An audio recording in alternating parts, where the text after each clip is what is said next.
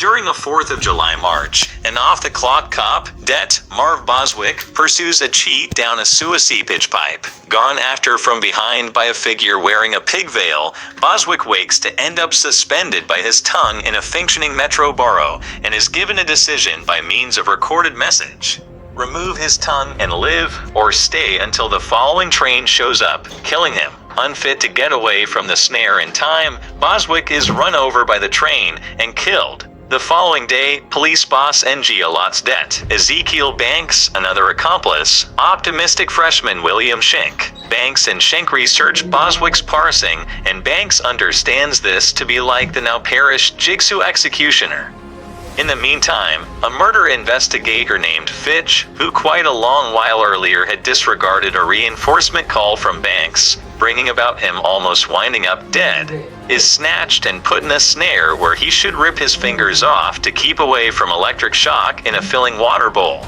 He likewise neglects to get away and kicks the bucket. A few officials start to think that Banks might be mindful because of his set of experiences with Fitch. A case then shows up at the station containing a pig mannequin and a piece of shanksink skin inside. A little vial inside the container guides the police to a butcher shop, which was beforehand a side interest shop that Banks and his dad, resigned boss Marcus Banks, would go to. After showing up, the group finds a recording device and a clean carcass, distinguished as Schenk.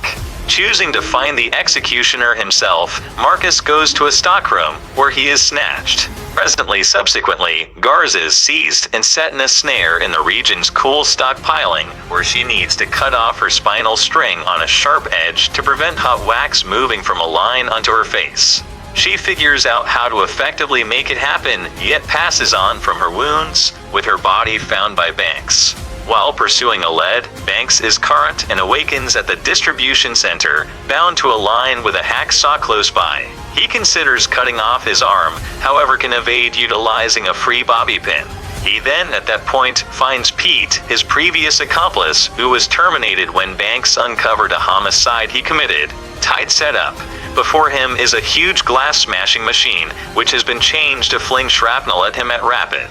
A recording device makes sense of that Banks can decide to either free him or pass on him to kick the bucket. Despite the fact that Banks endeavors to save Pete, he kicks the bucket from blood misfortune. Moving to another room, Banks then finds Schenk, who is uncovered to have faked his own demise by utilizing the clean cadaver of the hoodlum who baited Boswick into the passages, the copycat from the beginning. He makes sense of that he is really Emerson, the child of the individual Pete killed, who was shot since he had consented to affirm against a messy cop. He additionally uncovers that Marcus, during his experience as boss, purposely safeguarded degenerate officials to clean the roads of wrongdoing all the more proficiently. Accepting that Banks can be a partner, Emerson gives him a last test, uncovering Marcus limited in the air and gradually being depleted of blood. Emerson considers 9-1-1 and cases that he is a regular citizen being sought after by a shooter, bringing about the dispatcher sending a specialized squad to his area, hands Banks a pistol with a solitary slug, and offers him the decision to either utilize the last projectile to shoot an objective that will save Marcus, however permit Emerson to escape, or to kill Emerson and let his dad drain to death. Banks chooses to shoot the objective to save Marcus, making his restrictions release and bringing him down to the ground, and afterwards starts to battle Emerson. Not long after, the specialized squad shows up and coincidentally sets off a tripwire, making Marcus' restrictions yank him up once more. A weapon is uncovered to be joined to his arm as limitations pull it up, bringing about the specialized squad killing him. Banks shouts in pain as Emerson get away.